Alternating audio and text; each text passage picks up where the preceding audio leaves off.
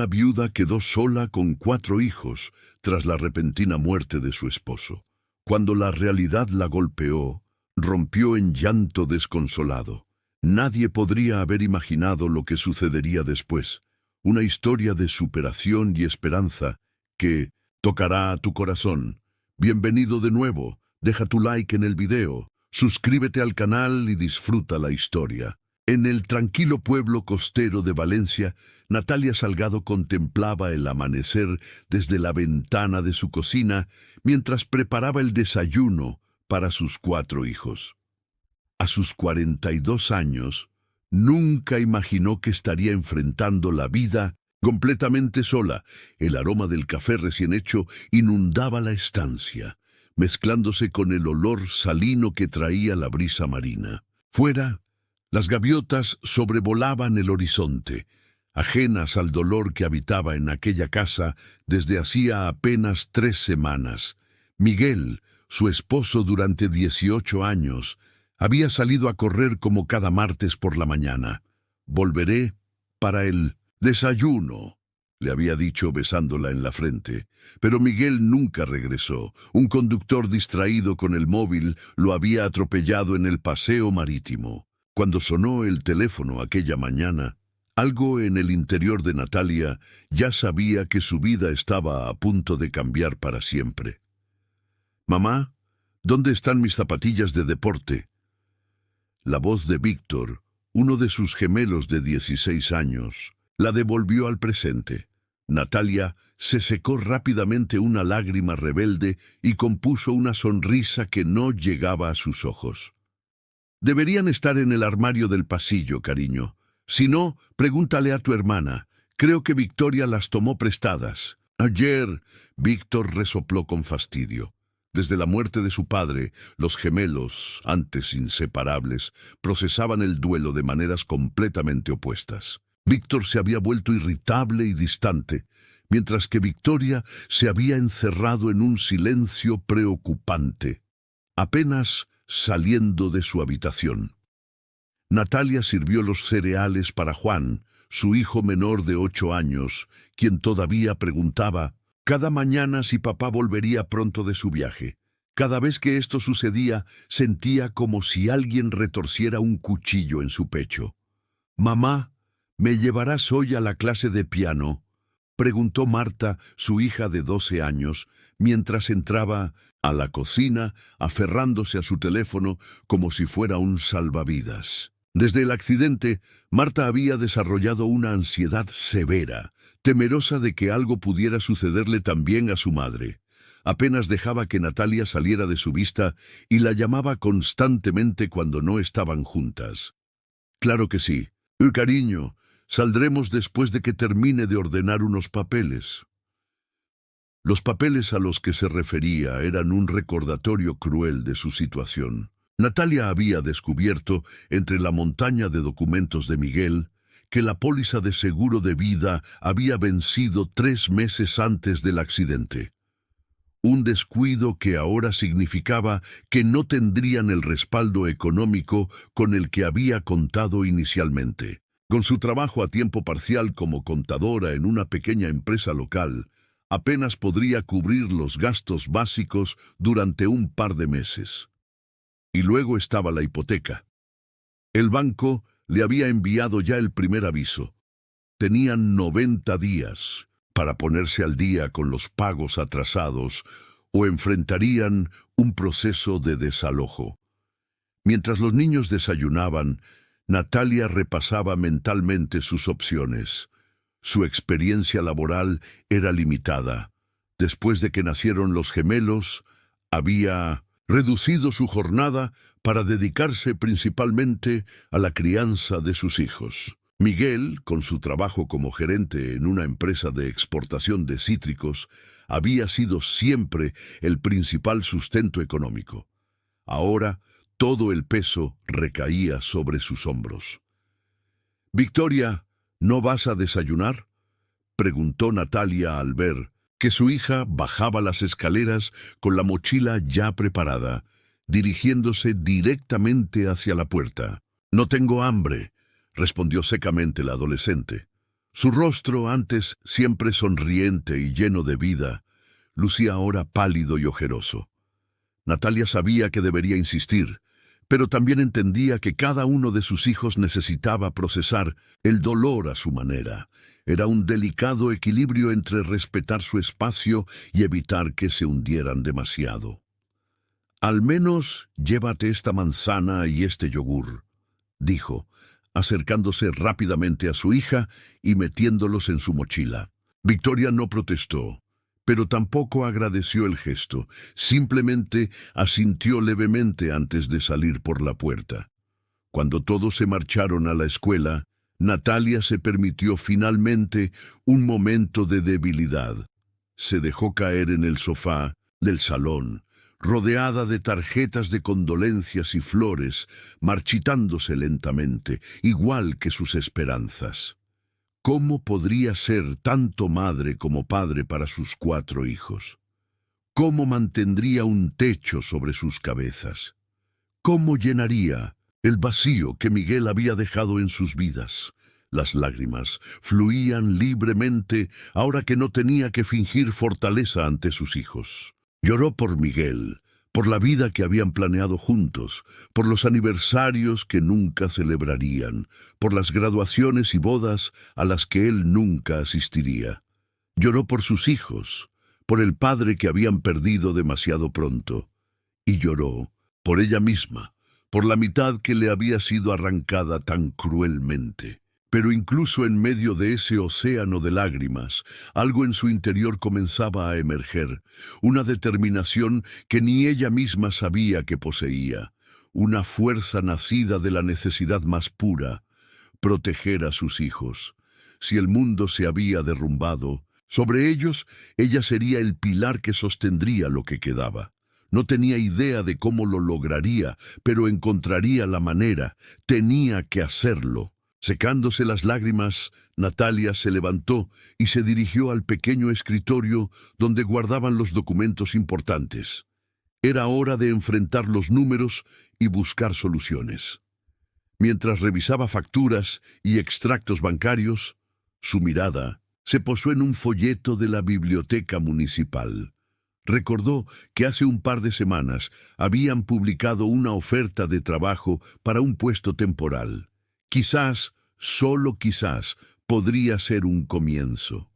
Con renovada energía, tomó el teléfono y marcó el número de la biblioteca. No sabía qué le deparaba el futuro, pero estaba decidida a enfrentarlo con toda la valentía que pudiera reunir. Por ella, por sus hijos, por la familia que ahora dependía completamente de ella. La entrevista en la biblioteca municipal resultó mejor de lo que Natalia esperaba. Paula, la bibliotecaria jefe, una mujer de unos 70 años con una mirada amable tras unas gafas de montura gruesa, pareció conectar de inmediato con ella. «Así que tienes experiencia en contabilidad», dijo Paula revisando su currículum.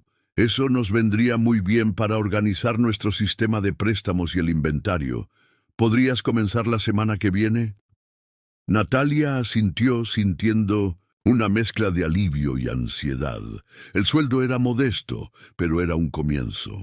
Además, el horario coincidía con el escolar de sus hijos, lo que le permitiría estar en casa cuando ellos regresaran. «Perder a un esposo te deja en un lugar muy solitario», comentó Paula mientras le mostraba las instalaciones. Ante la mirada sorprendida de Natalia, añadió: «Este es un pueblo pequeño, querida, y yo misma crié a 3 hijos sola, después de que mi marido nos abandonara hace 40 años. Era otra época, con menos apoyo y más juicios. Si yo pude hacerlo entonces, tú definitivamente puedes hacerlo ahora». Aquellas palabras, dichas con sencillez pero con profunda empatía, fueron el primer rayo de esperanza real para Natalia. Quizás no estaba tan sola como pensaba.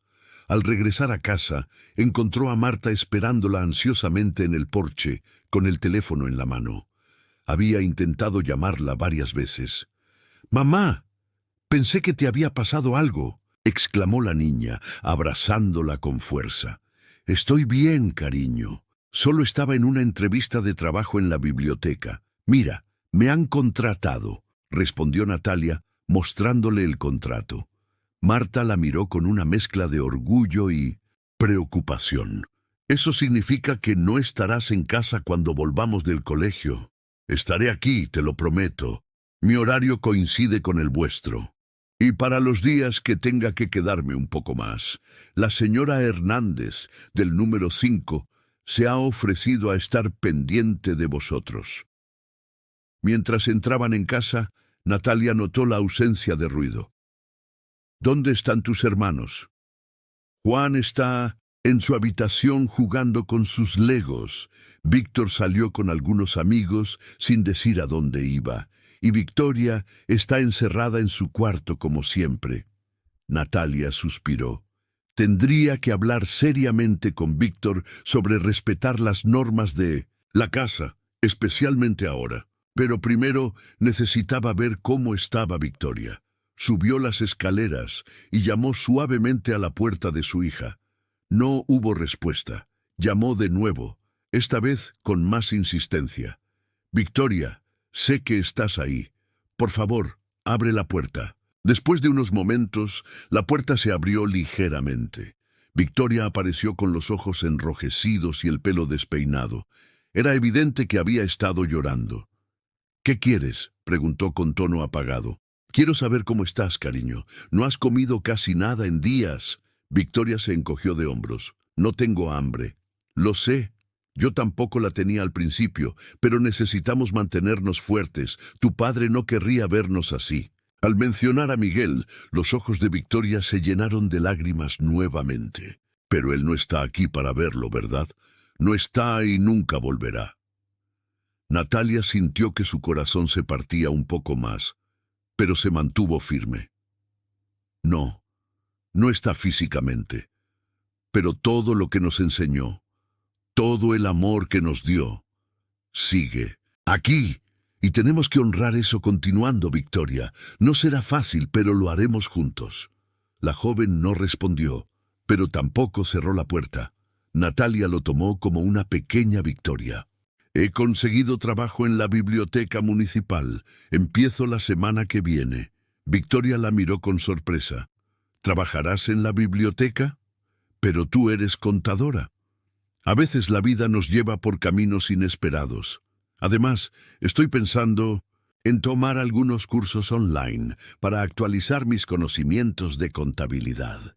Paula, la bibliotecaria jefe, dice que puedo usar los ordenadores allí durante mis descansos. Por primera vez en semanas, Natalia vio un destello de interés en los ojos de su hija. Victoria siempre había sido una ávida lectora, y la biblioteca era uno de sus lugares favoritos.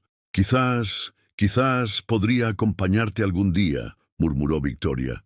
Me encantaría, respondió Natalia, conteniendo las ganas de abrazar a su hija, sabiendo que ahora mismo necesitaba espacio. La cena estará lista en 1 hora. Intentaré hacer la lasaña como te gusta. Mientras bajaba las escaleras, escuchó un portazo en el piso inferior. Víctor había regresado, y por el sonido no estaba de buen humor. Cada día traía nuevos desafíos, y esta noche parecía que tendría que lidiar con el temperamento explosivo de Víctor. Pero había conseguido un trabajo, y Victoria había mostrado un pequeño signo de apertura. Eran pequeños pasos, pero en la dirección correcta. Si estás disfrutando de la historia, escribe 5 en los comentarios y suscríbete para más videos como este. Si no, escribe 0. Me ayuda a crear un contenido aún mejor para ti. Continuando. Las primeras semanas de trabajo en la biblioteca resultaron ser tanto un desafío como un bálsamo para Natalia. Paula se convirtió rápidamente en algo más que una jefa. Era una mentora y, en muchos aspectos, la primera amiga verdadera que Natalia había hecho desde la muerte de Miguel. Durante las horas tranquilas, Paula compartía historias sobre cómo había criado a sus 3 hijos sola, ofreciendo consejos prácticos que ningún libro de autoayuda podría proporcionar. El truco está en no intentar ser perfecta, le dijo Paula un día mientras clasificaban libros recién devueltos. Intenta ser consistente, honesta y amorosa. Habrá días en que fallarás en las tres cosas, y eso también está bien. Natalia absorbía estas palabras como tierra seca recibiendo lluvia. Por las noches, después de que los niños se dormían, dedicaba 2 horas a un curso online de contabilidad avanzada. Aunque el cansancio la invadía, sabía que era su única oportunidad de mejorar sus perspectivas laborales a largo plazo. En casa, los desafíos continuaban multiplicándose. El comportamiento de Víctor se volvía cada vez más problemático. Las notas que antes eran excelentes comenzaron a caer en picado, y las llamadas de la escuela se hicieron frecuentes. La última había sido especialmente preocupante. Lo habían sorprendido fumando en los baños con un grupo de chicos mayores que él. Una tarde, mientras Natalia preparaba la cena, recibió una llamada que la dejó helada. La policía había detenido a Víctor por intentar robar en una tienda local. Con el corazón latiendo frenéticamente, dejó a Marta a cargo y se dirigió a la comisaría. Encontró a Víctor sentado en un banco, con la cabeza gacha y las manos temblorosas. Nunca lo había visto tan vulnerable, tan parecido al niño que una vez fue y no al adolescente rebelde en que se estaba convirtiendo. El oficial le explicó que habían sorprendido a Víctor intentando llevarse un reloj de la tienda de empeños del centro. Por ser menor y no tener antecedentes, lo dejarían ir con una advertencia. En el coche, de regreso a casa, el silencio pesaba como una losa. Finalmente, Natalia habló. «¿Por qué, Víctor? ¿Por qué harías algo así?» Su hijo permaneció en silencio unos momentos más antes de responder en voz baja. «Era el reloj de papá». Natalia casi tuvo que detener el coche. «¿Qué?» «El reloj de papá, el que le regalaste por su 10º aniversario. Lo llevé a la tienda de empeños hace 2 semanas, cuando nos cortaron la luz. Pensé que podría ayudar con las facturas, pero luego me arrepentí y quise recuperarlo, pero no tenía el dinero para comprarlo de vuelta». Las lágrimas comenzaron a rodar por las mejillas de Natalia. No sabía si sentirse conmovida por la intención de su hijo o devastada por no haberse dado cuenta de lo que estaba sucediendo. «¿Por qué no me lo dijiste? Porque siempre estás preocupada por el dinero. Te escucho llorar por las noches, mamá. Sé que las cosas están mal. Solo quería ayudar».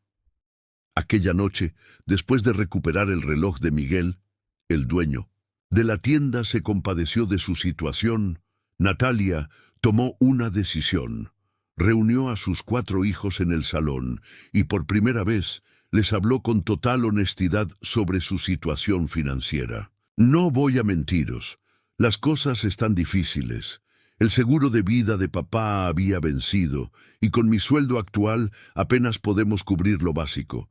Pero estoy tomando cursos para mejorar y buscaremos soluciones juntos, como familia». Para su sorpresa fue Víctor quien habló primero. «Yo podría buscar un trabajo a tiempo parcial los fines de semana. El padre de Carlos necesita ayuda en su taller mecánico». Victoria, que había permanecido callada durante semanas, añadió: «Yo podría dar clases particulares de matemáticas a niños más pequeños. Siempre se me han dado bien». Marta, con sus grandes ojos llenos de determinación, dijo: «Puedo cuidar a Juan después del colegio si tú necesitas trabajar más horas, mamá». Y Juan, con la sencillez de sus 8 años, ofreció: «Yo puedo comer menos chocolate».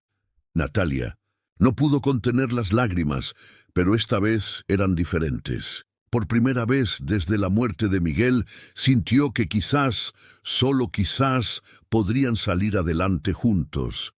En las semanas siguientes establecieron un sistema. Cada domingo por la noche tenían una reunión familiar donde discutían el presupuesto de la semana, las tareas del hogar y cualquier problema que hubiera surgido. Este nuevo nivel de transparencia transformó la dinámica familiar. Ya no era Natalia contra el mundo, eran los 5, enfrentando juntos cada desafío. La situación en la escuela, sin embargo, seguía siendo complicada. Aunque Víctor había Mejorado su comportamiento, Victoria continuaba aislándose. La directora citó a Natalia para sugerirle que separaran a los gemelos en diferentes clases. Creo que podría ayudarles a desarrollar identidades independientes en este momento tan difícil, explicó la directora. Victoria parece depender emocionalmente de Víctor, aunque él esté distanciándose. Natalia consideró la sugerencia, pero algo en su interior le decía que no era la solución correcta. Agradezco su preocupación, pero creo que separarlos ahora mismo sería añadir otra pérdida a sus vidas. Han perdido a su padre. No deberían perder también su conexión especial como gemelos. Aunque accedió a que ambos recibieran apoyo psicológico adicional, se mantuvo firme en su decisión de mantenerlos juntos. Semanas después, esta intuición resultaría crucial cuando Victoria finalmente se abrió a su terapeuta, revelando que había tenido pensamientos suicidas. La presencia constante de Víctor en clase, a pesar de su aparente distanciamiento, había sido un ancla silenciosa para ella. El descubrimiento de los pensamientos suicidas de Victoria fue un punto de inflexión para la familia. La terapia intensiva se convirtió en parte de su rutina y lentamente, muy lentamente, Victoria comenzó a emerger de su oscuridad. Un día sorprendió a todos presentándose voluntaria para ayudar en el festival anual de faroles que Valencia celebraba cada primavera. Este festival, una tradición local donde las familias lanzaban al mar faroles con mensajes para sus seres queridos ausentes, se convirtió en una parte importante del proceso de curación para los Salgado. Juntos diseñaron un farol especial para Miguel, donde cada uno escribió un mensaje personal. Verlo alejarse en las aguas del Mediterráneo, uniéndose a cientos de otras luces flotantes, les proporcionó un sentido de comunión con otros que también habían sufrido pérdidas. ¿Será capaz Natalia de mantener a su familia unida frente a tantas adversidades? La historia continúa revelando sorpresas que nadie podría anticipar. Las habilidades de Natalia en la biblioteca no pasaron desapercibidas. Además de organizar eficientemente el sistema de préstamos, había implementado un nuevo método de catalogación que ahorraba horas de trabajo. Paula estaba impresionada, pero también preocupada. «Eres demasiado talentosa para quedarte aquí, querida», le dijo un día. «Este trabajo temporal termina en un mes, y aunque me encantaría renovártelo, el ayuntamiento ha congelado la contratación indefinidamente». Natalia sintió que el suelo se abría bajo sus pies. Aunque el sueldo era modesto, les había permitido mantenerse a flote mientras completaba sus cursos online. Aún no estaba lista para buscar un trabajo a tiempo completo como contadora. «No te preocupes», continuó Paula, notando su angustia. «Mi sobrina tiene una pequeña gestoría en el centro. Le he hablado de ti y está interesada en conocerte. No sería a tiempo completo, pero podrías complementarlo con algo más». Esa misma semana, otra crisis golpeó a la familia. La escuela de Juan llamó porque el niño se había involucrado en una pelea.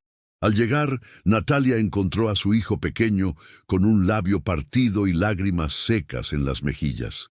«Me dijeron que mi papá se murió porque no me quería lo suficiente», murmuró Juan mientras regresaban a casa. «Que si me hubiera querido, habría tenido más cuidado al cruzar la calle». La crueldad de aquellas palabras dejó a Natalia sin aliento. Esa noche abrazó a Juan hasta que se quedó dormido, susurrándole al oído cuánto lo había amado su padre, contándole historias de cómo Miguel había sido el primero en sostenerlo después de su nacimiento, de cómo había pintado personalmente su habitación con escenas de piratas, de cómo siempre guardaba los mejores trozos de chocolate para él. Al día siguiente, en lugar de confrontar directamente a la escuela, Natalia inscribió a Juan en un programa de teatro comunitario que la biblioteca organizaba los sábados. El niño, que siempre había tenido una vena dramática, floreció en aquel ambiente. Semanas después, participó en una pequeña obra donde interpretó a un niño que se comunicaba con su padre a través de cartas que volaban al cielo atadas a globos. Su actuación fue tan conmovedora que incluso los niños que lo habían acosado se acercaron después para decirle que lo habían hecho muy bien. A los 6 meses de la muerte de Miguel, Natalia había establecido una rutina funcional. Trabajaba por las mañanas en la gestoría de la sobrina de Paula y por las tardes desde casa como freelance para 2 pequeños negocios locales. Los ingresos combinados apenas cubrían sus necesidades, pero les permitían mantenerse a flote. La amenaza de desalojo se había disipado temporalmente gracias a un acuerdo de pago que había negociado con el banco. Fue entonces cuando tuvo una idea audaz. El garaje de su casa, que apenas usaban desde que vendieron el coche de Miguel, otro sacrificio necesario, podría convertirse en una pequeña oficina de contabilidad. Con algo de pintura, estanterías básicas y el escritorio viejo del desván, transformó el espacio en un lugar acogedor donde podía recibir a clientes.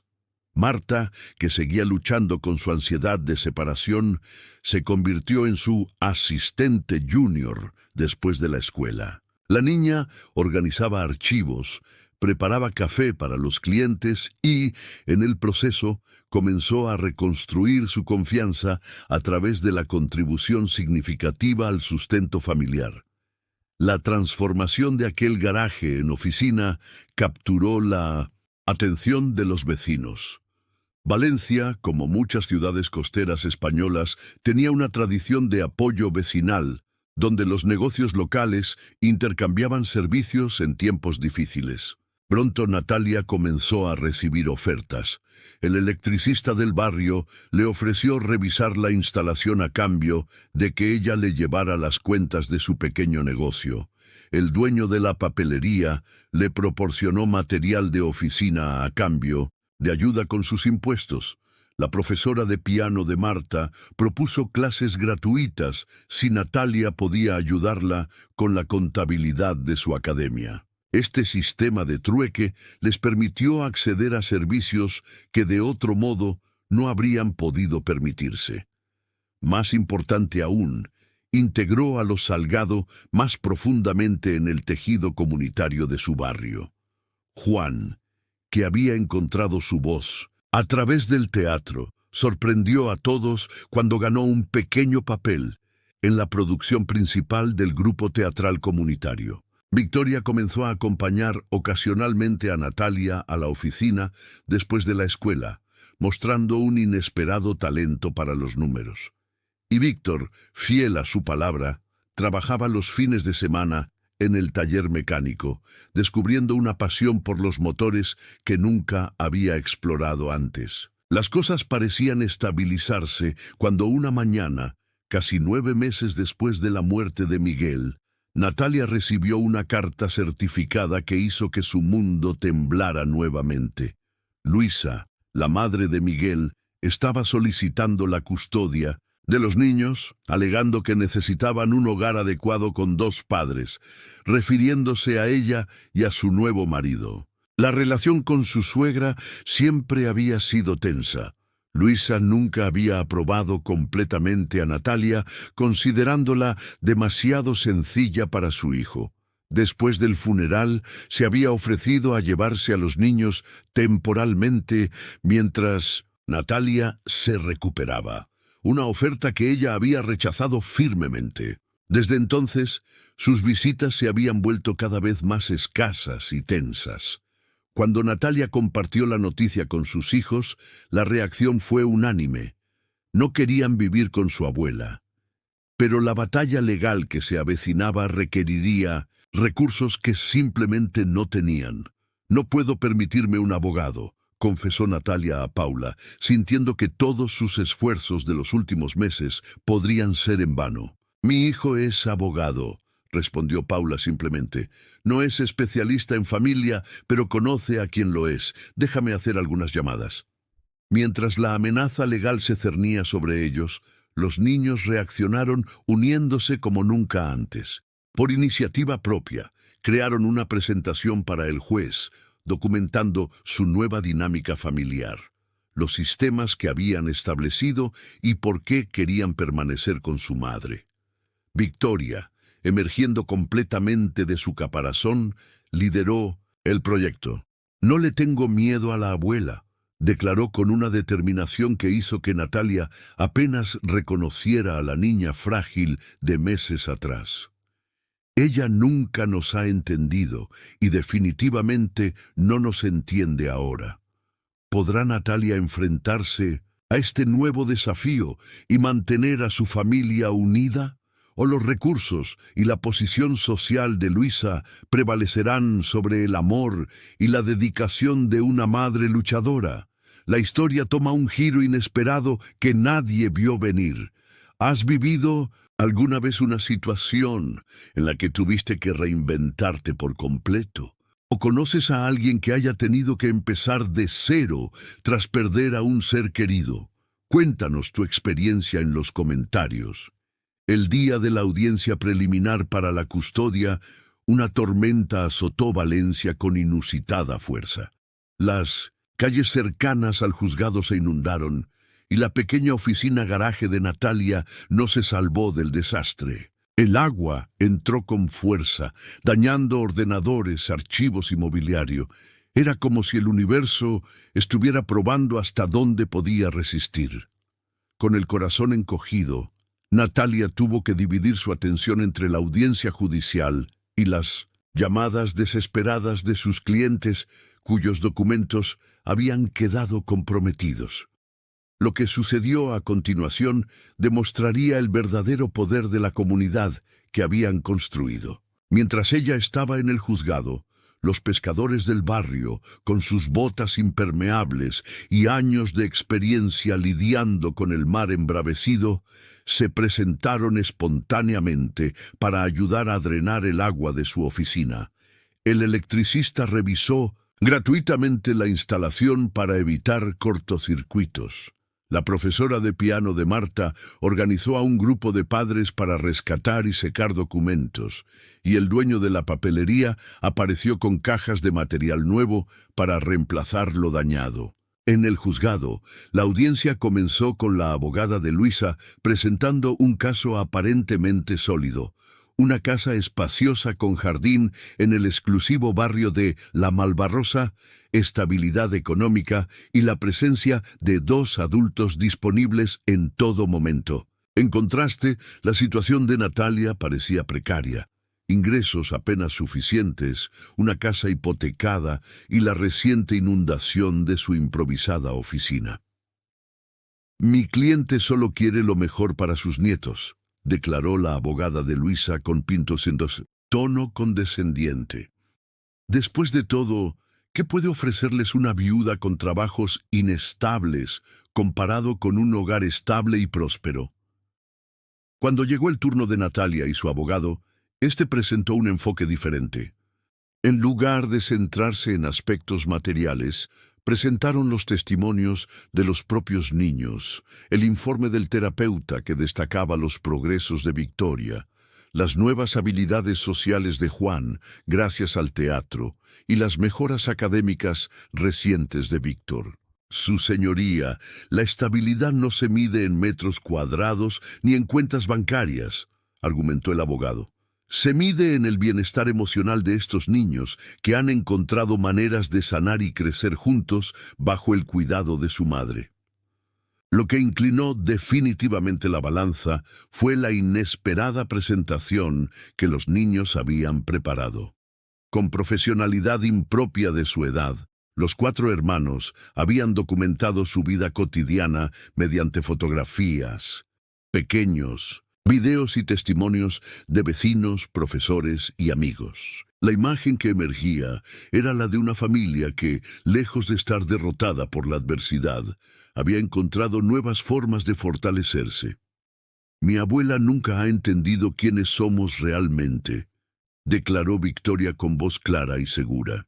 Ella piensa que necesitamos cosas, pero lo que realmente necesitamos es estar juntos, con nuestra madre, en el hogar que hemos reconstruido juntos. La jueza, visiblemente impresionada, decidió mantener la custodia con Natalia, aunque ordenó visitas supervisadas con la abuela. Fuera del juzgado, bajo la lluvia que comenzaba a amainar, Luisa se acercó a Natalia con una expresión que ésta nunca le había visto antes. «No entiendo cómo lo haces», le dijo, con la voz quebrada por primera vez. «Míralos, están bien. A pesar de todo, están bien». Natalia solo pudo asentir, incapaz de pronunciar palabra ante esta inesperada muestra de vulnerabilidad de su suegra. «Miguel estaría orgulloso», añadió Luisa antes de alejarse hacia su coche donde su nuevo marido la esperaba. Al regresar a casa, la sorpresa fue mayúscula.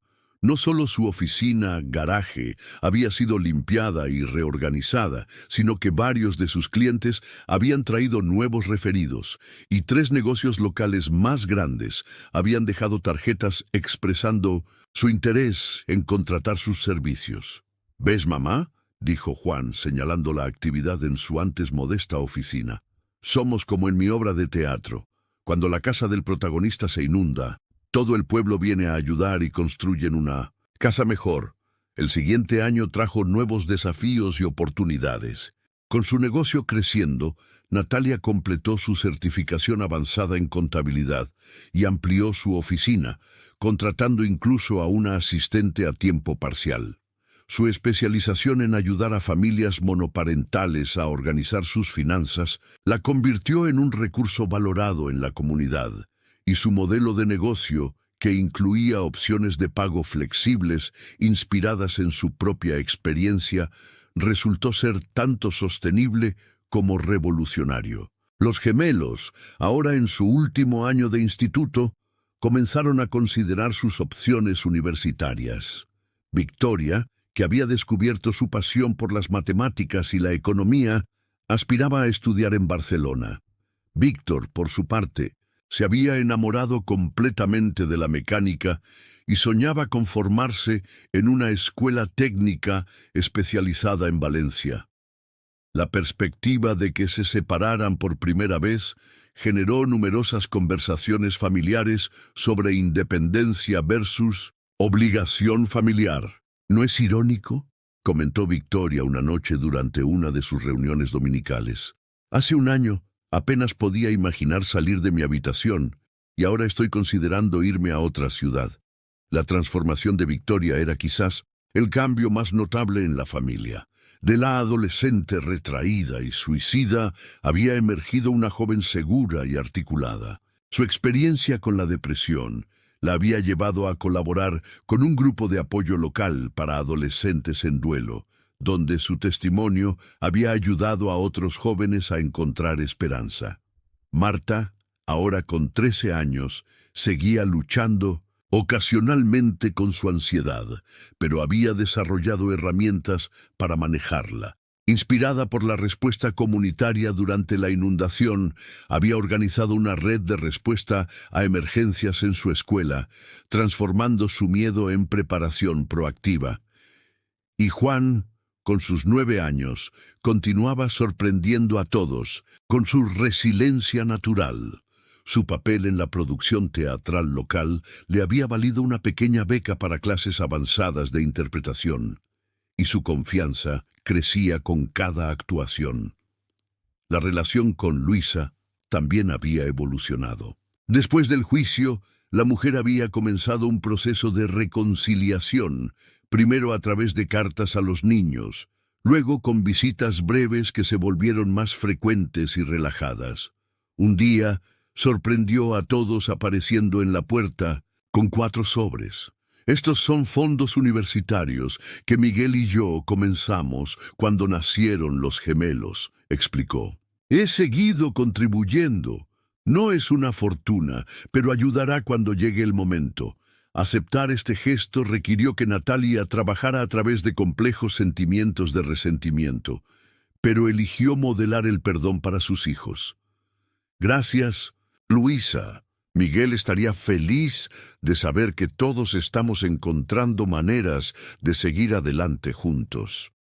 A medida que se acercaba el aniversario de 18 meses de la muerte de Miguel, Natalia recibió una oferta que parecía demasiado buena para ser verdad. Un puesto en una prestigiosa firma de contabilidad en Madrid. El salario triplicaba sus ingresos actuales y resolvería definitivamente sus problemas financieros, pero requeriría reubicarse lejos de la red de apoyo que habían construido tan cuidadosamente. Durante semanas, la familia debatió esta posibilidad en sus reuniones dominicales, ahora una tradición firmemente establecida. Finalmente, llegaron a una decisión colectiva. Valencia era su hogar, donde habían sanado juntos. En lugar de aceptar el traslado, Natalia propuso un arreglo de trabajo remoto con viajes ocasionales a Madrid, demostrando a sus hijos la importancia de valorar tanto las necesidades financieras como el bienestar emocional en las grandes decisiones vitales. El día de la inauguración oficial de su práctica contable ampliada, ahora ubicada en un pequeño local en el centro que había alquilado con sus ahorros, Natalia encontró una caja entre las pertenencias de Miguel que aún no había tenido el valor de revisar completamente. Dentro había un diario que nunca había visto antes. Con manos temblorosas lo abrió y comenzó a leer. Lo que encontró la dejó sin aliento. Página tras página, Miguel había escrito sobre su admiración por cualidades en ella que nunca había reconocido en sí misma. Su determinación silenciosa, su creatividad para resolver problemas, su profunda empatía. Natalia cree que es la mitad fuerte de nuestra pareja, había escrito, pero nunca ha visto la fortaleza que yo veo en ella cada día. Aquellas palabras, escritas por la mano del hombre que había amado, confirmaban lo que había comenzado a descubrir por sí misma. No había sido solo la mitad de un todo durante 18 años. Siempre había sido una persona completa, con fortalezas propias que ahora, finalmente, había aprendido a reconocer. ¿Quién podría haber imaginado que de una tragedia tan devastadora surgiría una transformación tan profunda? Natalia nunca habría elegido este camino, pero ahora veía con claridad que había encontrado una versión de sí misma que ni siquiera sabía que existía. El Festival de las Fallas, la celebración más importante de Valencia, coincidió ese año con el segundo aniversario de la muerte de Miguel. Durante la ceremonia de la cremá, cuando las monumentales figuras de cartón piedra se queman simbolizando la renovación y el renacimiento, los Salgado se tomaron de las manos mientras contemplaban las llamas. «Papá estaría tan orgulloso de nosotros», susurró Victoria, con lágrimas en los ojos, pero una sonrisa serena en los labios. «Lo está», respondió Natalia, sintiendo la presencia de Miguel más como una fuerza inspiradora que como una ausencia dolorosa por primera vez. «Lo está». El alcalde de Valencia, conocedor de la historia de los Salgado a través del programa de teatro comunitario donde Juan actuaba, había decidido otorgar a Natalia el Premio a la Resiliencia de Valencia durante el festival. Mientras subía al escenario con sus 4 hijos, cada uno visiblemente más fuerte y seguro que 2 años atrás, comprendió que habían creado algo que Miguel aprobaría. No un reemplazo para lo que habían perdido, sino algo igualmente valioso, construido a partir de los fragmentos de sus corazones rotos. Su viaje desde la desesperada supervivencia hasta el florecimiento intencional se había convertido en una inspiración en toda la comunidad. Mientras las fallas ardían, simbolizando el final de lo viejo y el comienzo de lo nuevo, Natalia miró a sus hijos y vio no solo el reflejo de Miguel en sus rostros, sino también el reflejo de su propia fortaleza recién descubierta. La vida nunca volvería a ser como antes de aquella lluviosa mañana de martes, cuando Miguel salió a correr y no regresó. Pero la vida que habían construido desde entonces, aunque marcada por el dolor y la pérdida, brillaba con su propia luz, la luz de la resiliencia, del amor transformado pero no disminuido, y de la inquebrantable determinación de una madre que descubrió que era mucho más fuerte de lo que jamás había imaginado. Felicidades. Escribe 9 en los comentarios, para que sepa que te quedaste hasta el final conmigo. Gracias por ver, y hasta la historia de mañana en este mismo canal.